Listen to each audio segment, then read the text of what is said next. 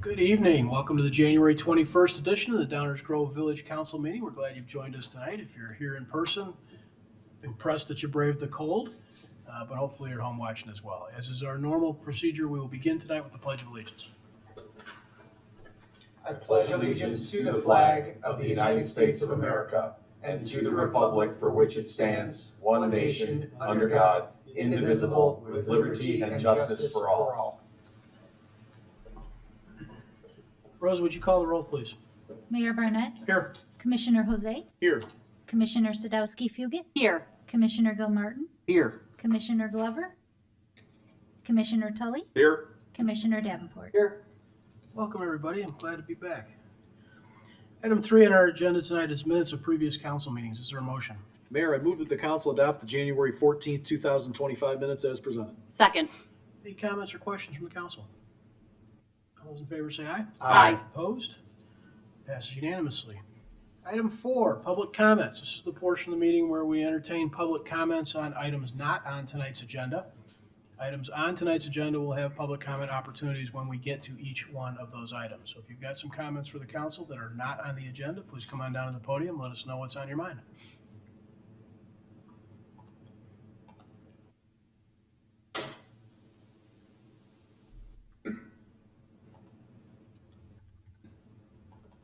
Janet Cunningham. Good evening. I just want to follow up on last week's discussions about the council and the village reviewing the conditions of the Washington Street Railroad crossing now that things are completed and built out. And I want to encourage anyone listening to express an opinion at the planning committee meeting for the restaurant that one of the commissioners mentioned that she had a what she called a harrowing experience at that crossing just that day. And I want to suggest to folks that if you've had that kind of an experience or are concerned that you might, let the council know and you can send an email at the website downers.us, go to the village tab or government tab, and then council, and the pop-up will be right there with a link to send an email. So folks listening, if you have something to say, please say it. Thank you. Anyone else? Items not on tonight's agenda? Okay, we'll continue with our consent agenda. Is there a motion? Mayor, I move that the council adopt the consent agenda as presented. Second. All those in favor say aye. Aye. Opposed? 2 passes unanimously. Do not have an active agenda tonight, so we're going to move on to our first reading. This is the portion of the meeting where we discuss items sometimes for the first time, sometimes for the second, third, or fourth time. But in either case, these are items on which we do not plan to take formal action this evening. So with that, I'll turn it over to Manager Fieldman. Thank you, Mayor Barnett. There are 2 items on tonight's first reading agenda. The first is consideration of a planned unit development amendment for the property at 844 Warren. Here to provide the background information on this petition is our Community Development Director, Stan Popovich. Thank you, Manager Fieldman. Pull up the slideshow here. As Manager Fieldman knows, this is a planned unit development amendment for 844 Warren Avenue. The property is located in the downtown, just over the railroad tracks from us here in this building. If we zoom in a little bit, you'll see that it's at the northeast corner of Warren Avenue and Washington Street. In 2019, you may recall a PUD was established for a restaurant with year-round outdoor seating at this location. The project was not completed, and the site was subsequently restored turf grass. While this proposal is similar to the last proposal, there are significant changes that do require a PUD amendment, and that's why the petitioner and I am here before you tonight. Petitioner is proposing to construct a 2-story building, an L-shaped building at this location. This is looking at the corner of Washington and Warren. Washington's on the left and Warren's on the right. Looking at the site again, here you can see the building in the gray. It's an L-shaped building, and then the outdoor patio would be sort of in the crux of that L right there. And then if we take a further look, here's some outdoor dining and the table layout that the petitioner proposed. There are sidewalks that would be maintained at this location. Access to the patio would be via stairs at the southwest corner, and then a ramp They're immediately adjacent to the building. The main entrance to the facility is at that location here, sort of in the west side of the property. Moving on, if we look at all deliveries, will be coming in off of Warren Avenue at this location. This is an overhead door at that location that directly goes into a service room and trash room for the kitchen area that's on the right-hand side of the building, or the east side of the building there as well. Basement access will be off of Washington Street here. This is primarily used for storage and some additional restaurant storage down below. As a condition of approval, it is noted that no delivery trucks may be parked or stopped on Washington Street. We want to make sure that those deliveries do occur on Warren due to the proximity of the train tracks. So that's something staff and petitioner are working on that way to ensure that all those deliveries happen on Warren. The petitioners also provided a parking memo that identifies the anticipated peak time for parking demand, which would be in the evenings and weekends. This is a time where the commuter parking lots are available and open for anybody to park in those areas. Looking at our design guidelines, the building materials consist of a brick veneer, masonry, heavy timber, steel, and glass. Their structural articulation is provided. There's a variety of planes that are breaking apart from the main plane, so it really has a lot of ins and outs on the building as well. The facade is visually appealing through a variety of window openings on all facades there as well, and you can see the two main stairwells are open and glass as well. And then also additionally, there's an outdoor seating area here, which is identified as also appealing and helping out with or engaging that corner and creating more activity at that location. There's also a second floor terrace at the southeast corner as well that'll be available to patrons there as well. That'll create a little bit more of a rooftop feel that way. As you can see in this picture, the roof line is pretty varied. So there are flat roofs and truss roofs over here, and then the rooftops are varied in height as well. So it creates a really nice top for this building as well. With regard to the comprehensive plan, the site's in the downtown focus area. The comp plan calls for pedestrian-oriented and walkable, quality architecture, encourages outdoor seating, and it wants restaurants that maintain visual interest and generate foot traffic, and promoting a mix of uses. So the Planning and Zoning Commission found that those comp plan standards were met as well, and recommendations from the comp plan. The PZC considered this at their January 6th meeting, and this is only a planned unit development, so I forgot to delete the special use, so there is no special use requirement. My apologies on this slide, but the PUD amendment, they did unanimously recommend approval at their January 6th meeting. I'm here to answer any questions. The petitioner is here as well to answer any questions. Thank you, Mayor. Thank you, Stan. Any audience questions or comments?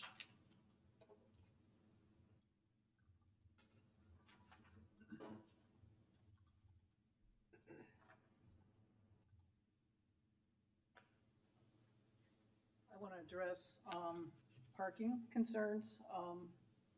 The materials that were provided indicate that if this were a restaurant in the downtown, it would need 196 parking spaces. They're not obligated to provide any. Lot B, the commuter lot, other users use that lot after 11 in the afternoon, and for restaurants, and Cadence, maybe they'll be cannibalizing Cadence's customers, I don't know, but the discussion at the planning committee described one commissioner saying that having the crosswalk on the south side of Warren is concerning, and because cars cannot fit there to stop. And again, I mentioned that one commissioner had a situation that particular day that she was concerned about. And I want to correct something, or what I consider to be inaccurate. There was a question about whether there would be any building of parking on the north side of the tracks. And it was Mr. Zawilla's response that there are no plans for parking on the north side of the tracks. I understand that, but that you all are going through the process to review the downtown and the parking with comprehensive plan update. And I would take exception to that, because the only discussion of parking is how many spaces you're going to take away. The Parking and Transportation Commission has not been asked to review the effect of the streetscape plans on downtown parking and downtown traffic flow. It's only the bike and ped plan. So I just want to point out and emphasize that folks that are your handpicked commission members are concerned about parking, and that there is indeed a parking issue in Downers Grove, even though that most of this council denies it. And so take that into account as you're going forward with these plans. Parking is an issue, and it could be here, although I do have to say, I think the building is lovely, and it'll look nice at the end of my street. Thank you. Anyone else? Comments from the audience? Okay, comments from the council? Martin? Thank you, Mayor. My compliments on a absolutely stunningly gorgeous building. It's really taking, I think, some of the improvements in design and aesthetics in our downtown to a whole nother level. I don't think anyone can disagree with the aesthetics, and it'll be a great addition to the downtown, and another step in a long multi-year process to really make downtown look not only a lot better, but make it a true destination, which it has been for some time and will continue to be. So thank you for that. This one's a little bit easier because it's a amendment of an existing PUD, so a lot of this was basically approved back in 2019.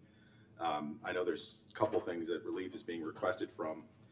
I won't go into the standards under the Planning and Development Standards 28-12-040C5. I think all those are met. The one question is whether the relief that's requested is warranted, but candidly, in my humble opinion, and I'll defer to my colleagues' architectural expertise, but in my humble layperson's opinion, the relief requested from the built-to-zone requirements actually make it better in terms of overall aesthetics, open space, an outdoor feel, massing, all those words that I pretend to know what they mean, but Commissioner Davenport will correct me on, as well as Mr. Popovich.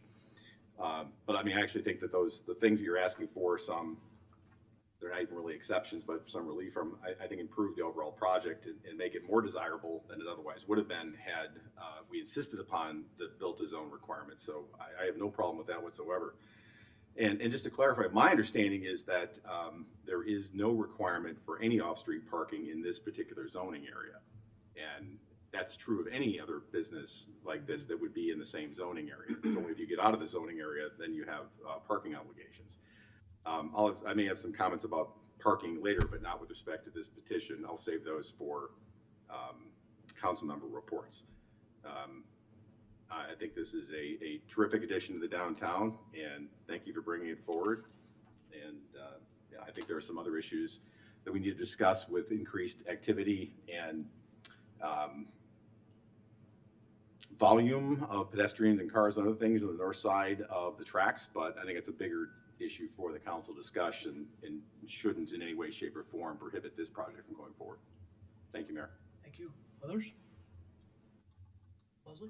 Yep, I agree mostly with Commissioner Tully. This is a really visually attractive building, and I think will be a huge asset to the north side of the tracks. I know that is something that we have heard from a lot of folks about kind of building up that downtown area just north there. So this will be a wonderful addition. I know that parking is always going to be something that's going to come up when we have a downtown business, since we don't require the parking, but given the fact that this is going to mostly be kind of, folks after work kind of going, and there's, from what I understand, there's going to be kind of like an indoor golf and billiards and some other things, darts. It will likely be in the off-peak times from both commuters, but then also the businesses that we have, because most of our Main Street businesses do close at 5, which is always one of my struggles when I'm trying to go and buy a gift and I have to be in the city 3 days a week. I always have to make sure that I get it on a Monday or a Friday when I'm at home by 5 o'clock. But I am not quite as concerned about the parking, given the timing of it, especially on that north side. But I will say, and this has nothing to do with my approval of the PUD, but just moving forward, I am a little bit worried about that crosswalk that's just north of the tracks. Again, as somebody who does commute at that train station 3 days a week, I do see sometimes some of that pedestrian behavior that can be concerning and frightening for cars that might be coming south, especially on Washington. So just something that I know that staff is going to keep an eye on. And again, won't have any influence on my vote here, but it is something that I think we should just make sure we're taking a look at. But all in all, this is a really great proposal and excited to see it finally come to fruition here. So thank you. Thank you. Anyone else? Greg? Thank you, Mayor. I agree with the lack of concern with regard to parking on this. In addition to the fact that no parking is required in this particular zoning category, the spots that are there just across Warren Avenue from this location are often empty as the commuters work their way out, Yeah. starting at probably 4:30, 5 o'clock. By the time I'm off the train closer to 6 or 6:30 or 7, depending on the day, things are pretty thin. And on the weekend, those spots are usually available as well. So, I really don't have much of a concern there. The build to zone variations that are being requested here or deviances, I think make perfect sense. The idea is to try to create a sense of place, and I think the outdoor active area here still accomplishes that. I'm no architect. I don't have Mike's vocabulary on this, but that's cool. And I'm looking forward to seeing it in our downtown. So, thank you. Chris? Thank you, Mayor. I won't repeat the adjectives that have been used already. I agree with all of them. I also happen to know, I think this is a repeat investor in our community, a group that has provided us with 2 amazing restaurants in town. I think this is going to be top both of them. The one question that I just had was around stormwater management and how that, if that does, applies to the site. Thanks for asking that question. So we have looked at it. This area was pretty well all impervious area before with the garage. And so there's a 3-year window when that came down. So there's no new stormwater requirements because it was all paved before, and they're within that redevelopment window where it wouldn't trigger new stormwater requirements. Okay. But we are accounting for it and getting the water out Yeah. to where it needs to go. Okay. Also, permeable pavers are all. Oh, if you could come up to the mic. Sure, I mean, just to add to that, I mean, we are collecting all the water from the roofs and directing them to the existing storm drains, as well as all the pavers are permeable. The patio will be So, permeable. Awesome. That's fantastic. Excellent. That's all I had, Mayor. Thank you. Thank you. Mike, you got anything? Sure, Go ahead. a couple comments. Sure. So the relief is being sought from the build-to zone with this. And I think it does make sense here. And it's kind of, it creates this inviting plaza, right, for people to come in, be welcomed. I do wonder though, if we couldn't, along Warren Avenue with that grade change, if the, what appears to be a retaining wall at the edge there, rather than having it step along the grade, that it might maintain its height evenly. So as you approach that Warren and Washington intersection, it has a little more height to it. You know, it's not talking about much here, but if that could maybe step up to help contain, maintain that edge that is the intent of that build to zone in the first place, I think that would be a welcome improvement. Otherwise, I agree that this is a fine example of good architecture, and I think we have our design guidelines to thank for this as much as we do the petitioner, because it's those design guidelines that set up the parameters by which the architect then approaches the design. And so I think a win-win here. I see this as a complementary use to the Tivoli, just to the west. You can almost start to think of this area starting to develop into more of a entertainment sort of destination sort of idea, right? District of sorts, especially as we look to how things might develop going east towards Fairview Avenue.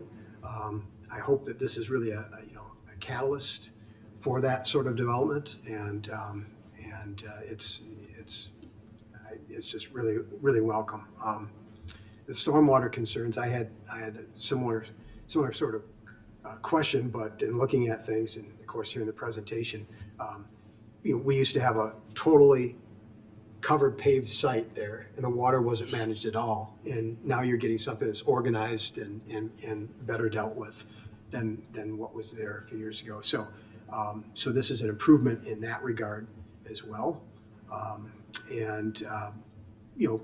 The issue with concerns over parking or pedestrian movement in and around the intersection, I think that's something that we'll have to continue to look at as we go forward and things are developed, because we are talking about trying to create this pedestrian connection to Fairview going to the east. And so if all that we're trying to encourage, if we're successful in that, right, we're looking for much more pedestrian movement in the area, and safety will be, ever more of a concern because of that, right? So something for us to keep our eye on going forward. So other than that, I look forward to supporting this, and I thank the petitioner for well thought out, well designed project here, and something that's, once again, I think going to be a real proud development for our town, our community going forward. Thank you, Mayor. Thanks, Mike. Chris? Yeah, just one more question as I was looking at this again. Is there ADA access to the patio, or can you? Yeah, or in the building? Adjacent to the stair tower that's further east. And the sign. So the two Behind the sign? entrances as they identify. Behind the marquee sign or the monument sign? Yeah, I can't really Yeah, point it's at on the it for other you side of the guys. patio. But, so the stairs at the corner. Yep. And then as you walk east, there's a ramp Oh, I see. further down. I see. Got Yeah, it. This was version T. Yeah. So Okay. we did use the alphabet. We started at A. Okay. So there was, there were several looks at how we introduce it. Yeah, you guys can see it now. Okay. So Yep. basically, this was actually a shorter run than bringing it on site and ramping it up because of landings and, the Yeah. architects that are here now, after 30 inches, we got to Yep. have a landing. So Yeah, yeah. this was the shortest approach. Perfect. Thank you. Anyone else? I'm not going to repeat my colleagues because I agree with most of what they said. I want to pick up on a couple things Mike commented on. I'm interested always to see options on stuff. I'm generally opposed to retaining walls anywhere on the planet because they are a maintenance nightmare. We've got them all over town, and frankly, half of them at any given time look pretty trashy. But more importantly, I think, Mike, you touched on a really important sort of concept that I think we should all at least be keeping in mind, and that is, if we're seeking investment and activity, and we're successful with that, then what we're going to have is congestion and pedestrian car interaction challenges, no matter what we do. That doesn't mean we should ignore any potential opportunities for improvement by any stretch of the means. But it does mean that we should expect to have more of those challenges. And I frankly welcome that. I mean, when our downtown is busy and swamped and the result is that people have struggled a little bit to get around, what that means is people are loving our town and investing in our town and creating the activity that we all benefit from. So I think it's an important thing. It's almost always, whenever anything is considered for redevelopment, traffic and stormwater are the two issues. And they are real issues. But if we want that kind of redevelopment and that kind of reinvestment, then those are issues that we're going to have to accept that there's going to be some challenges dealing with. That's the main thing. That's it. So, the only thing I will duplicate some of my colleagues on is thanking you guys for making the investment in town. It is, this town lives and thrives because people want to invest here, whether it's their home or their business, and we appreciate that. So thank you guys. Anything else? Okay, we'll move on then. Right before we move on, I just want to get a little bit more feedback from the council, if that's appropriate. We had Commissioner Davenport suggest a change to the front design regarding the retaining wall, and just wanted to check in and see if that is the will of the council and something that we should direct the petitioner to change. Maybe I could add a little more clarification on that. So I wasn't advocating for more actual structural retaining wall, because what's happening, the grade change happens no matter what. So the idea was, instead of stepping along the grade, if you start further east and just continue that height all the way to the corner, you'd actually end up with something that might be more akin to a bench or something from the patio side. So it just comes up above. It looks like maybe what's being proposed right now is like a glassed-in rail or something, to deal with that edge protection. And I just felt that by bringing that up again, up a little bit more, it helps to give a little bit more edge to the sidewalk. And So, Mike, just for my clarification, where are we talking? Are you talking along Washington? along Warren, Warren, okay. So we're talking way over here. Okay. Yeah, right? So, again, like, some of the idea was, we're really trying to pull the public in, right? right? So keeping it as transparent as possible and trying to keep it low. This site is a little bit unique for Illinois, obviously due to the trains are generally raised. So we have a pretty substantial grade differential from the southeast corner to the northwest corner is 11 feet. So from the east to the hard corner is about 4 feet, grade differential.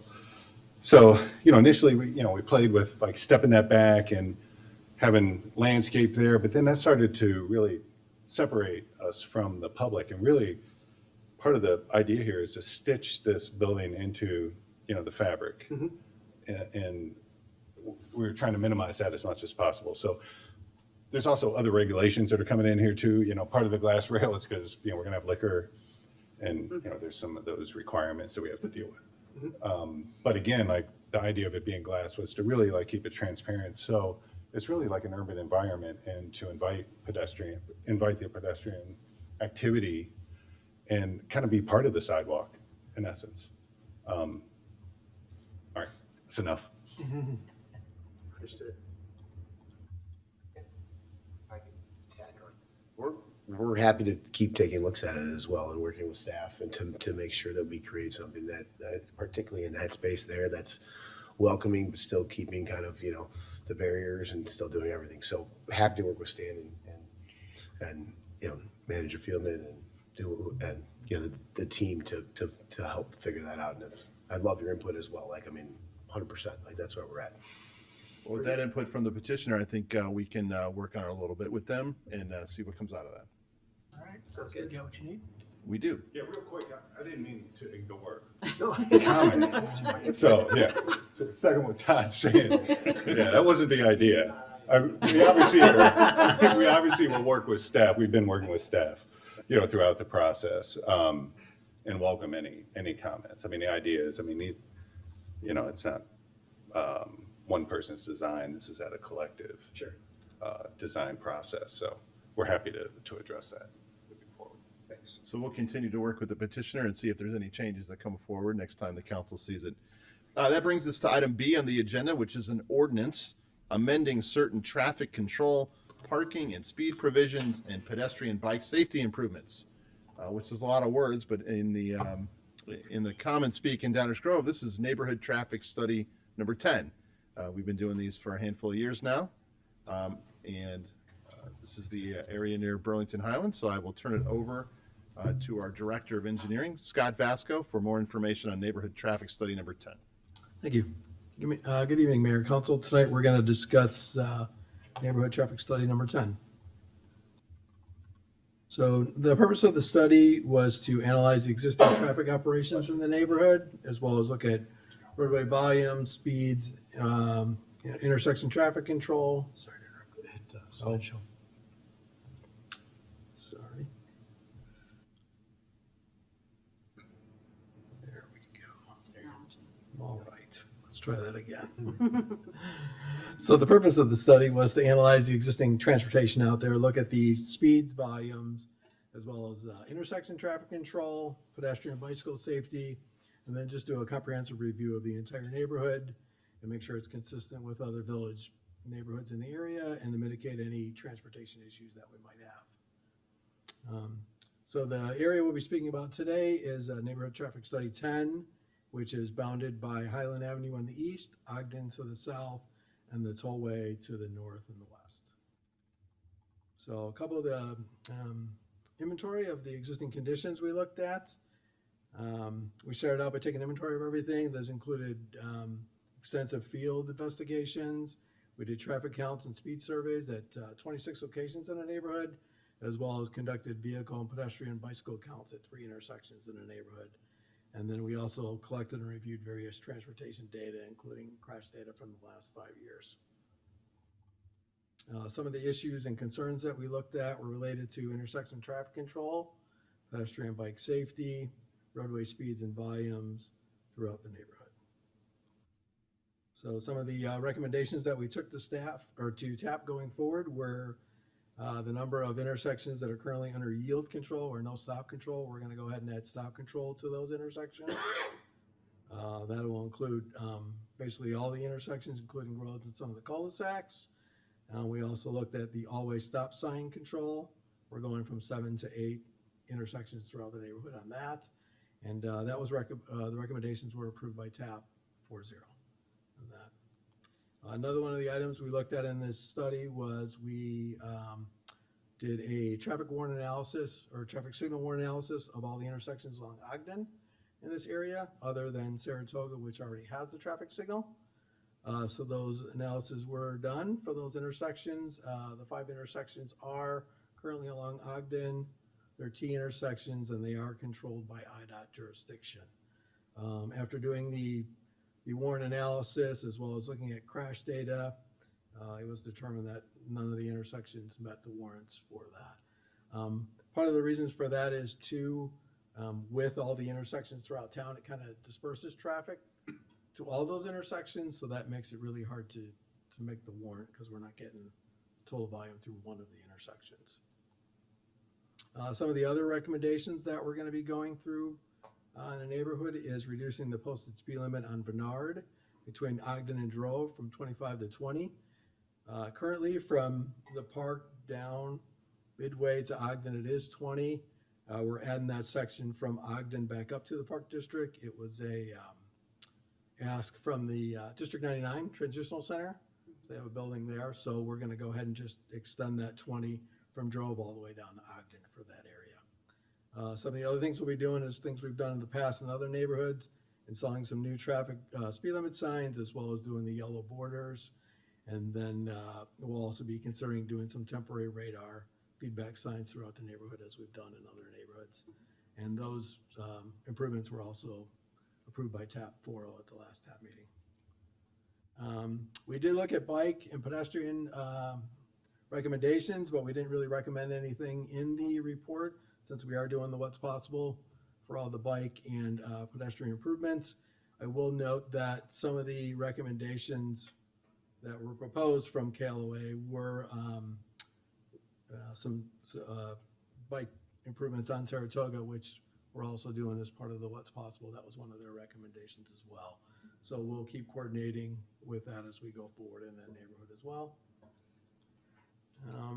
And then one of the last things in there was to install some pavement markings throughout the town, doing some double yellow, also doing some parking and edge lines where there are already those enhancements, and then doing speed monitoring as well, and then doing some advanced speed limit signs as well. So, and with that, I will open it up to some questions. Thanks, Scott. Thanks. Any comments or questions from the audience on this? Comments or questions from the council? Chris? Thank you, Mayor. I just want to make sure I'm clear. The recommendations that are in the what's possible are not being recommended here. You're just saying you're kind of keeping that in mind. Correct. Yeah, when they looked through the study, some of the thoughts that they originally had were to do a bike lane on Saratoga, which was comparable to what was in the what's possible. Okay. But we didn't make a recommendation in the study because of the fact that we're still doing that with the what's possible. Okay. Yeah, I think one of the things that came out of that document was around intersection consistency. So I think the comment I would have is whatever we're doing here, I would just like to make sure it could be in line with what consistency measures we might be taking moving forward. Yeah, the pedestrian crosswalk striping that you see here is consistent with the draft information that you will see in a final draft of the active transportation plan. Perfect, thank you. Anyone else? I've got a question about the speed limit decision with Drove. Mhm. I'm wondering if it makes sense. If we go farther north than Drove on Bernard, we've got a hill and we've got still some additional little sort of remnants of park backside of the tennis courts and kind of main focus path to get from the north to that park. What would be the downside of taking that District 99 asked for school zone, if you will, and running it farther up to maybe Parrish or something, up Bernard? That's something we can reach out to Callaway and get their thoughts on that, Okay. for sure, yep. All right, the other thing I just wanted to mention is kind of an editorial. We're always talking about parking and traffic and sidewalks, and we have kind of an obligation to periodically review those things because conditions change. The world changes around us, and this is how many times have we looked at this area? Is this second? I think probably the second, but I Second can time. remember, yep. And for those that are watching and have heard neighborhood traffic study over the years, we tend to do this at least annually someplace in town. Correct. And they kind of move around town. And those are driven by sometimes requests from residents, sometimes conditions we know that have been materially changed. So whether that's parking downtown or sidewalks in this portion of town, those are the types of things that we are regularly looking at. And I hope people realize that. The other thing is the word that's thrown around sometimes is warrants, and that can be challenging for people to understand.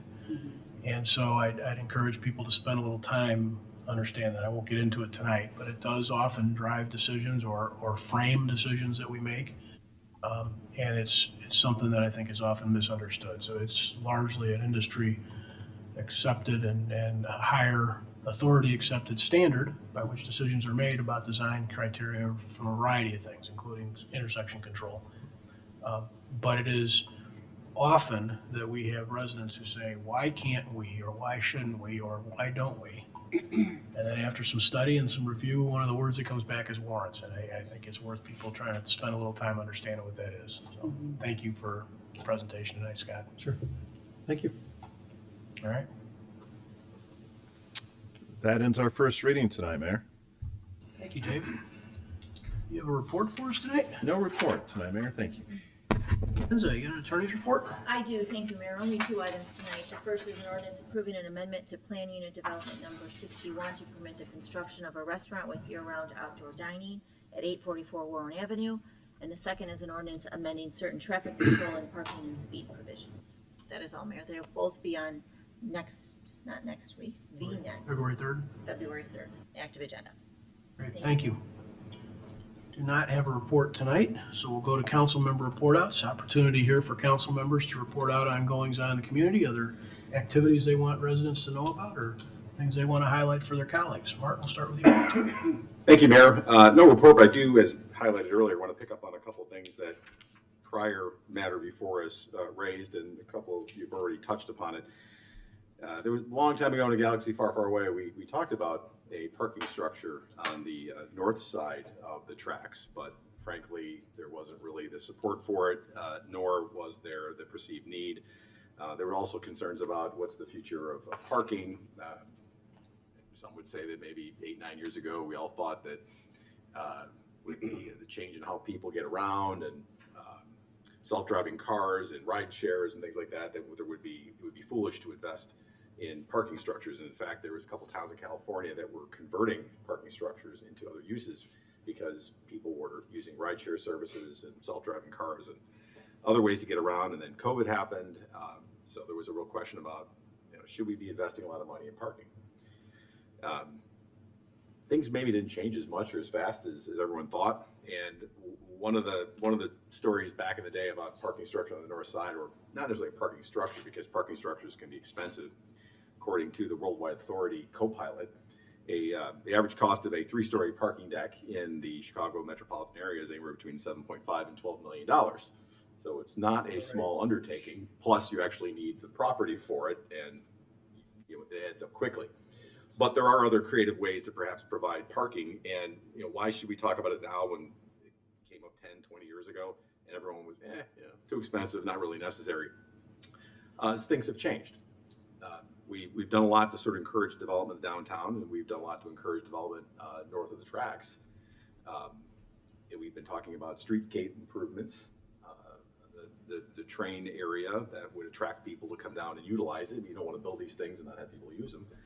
And we're attracting some uses like the one that was just before us in terms of attracting people to something we all agree was very, very, very a nice improvement to downtown. And investments in nice things tend to attract more nice things.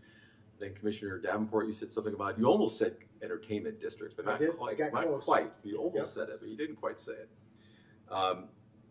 But with what we're doing in Fairview and some other developments north of the track, maybe it is something to think about. Not tonight. This is more of a high priority action item-esque thing that maybe could be considered next year.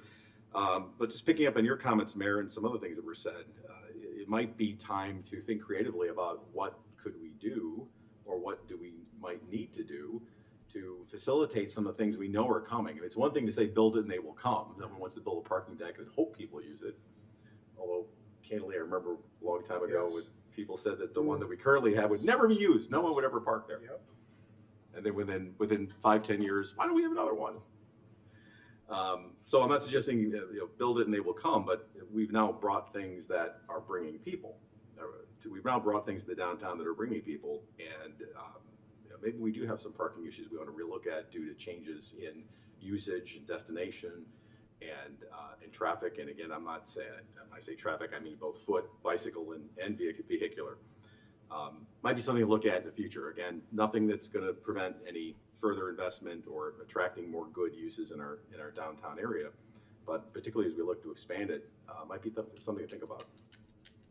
So food for thought. Not tonight, maybe not until the summer. That's all I have. Thank you, Mayor. Thank you, Martin. Chris? Yeah, I just want to say and reflect on the irony of the year-round outdoor dining petition that was here today tonight during the weather, and remind everybody that we do have some warming shelters around town. Library is one of them. Please be safe out there. Thanks. Thank you. Greg? No report, Mayor. Thank you. Mike? Yeah, I'll just add to the something to chew on sort of thought too, is that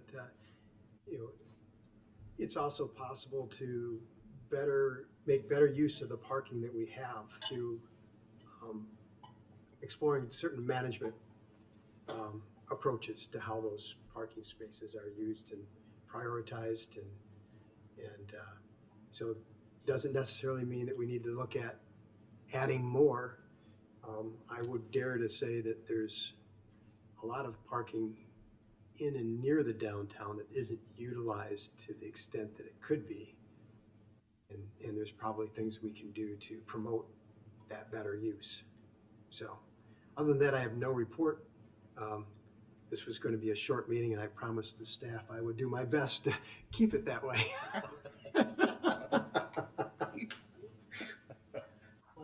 I would just like to thank District 58 and the District 58 Education Foundation for bringing in the Harlem Wizards this weekend. I know my daughter and a lot of her friends had a blast at the game on Sunday. And also a thank you to the District 58 staff who had to be the car line monitors on this cold day today. Thank you for being out there and keeping our kids safe. That's all, Mayor. Thank you. Thank you. Motion to adjourn. Mayor, I move to adjourn. Second. All those in favor say aye. Aye. Opposed? We are adjourned. Thank you all and good night. Thanks.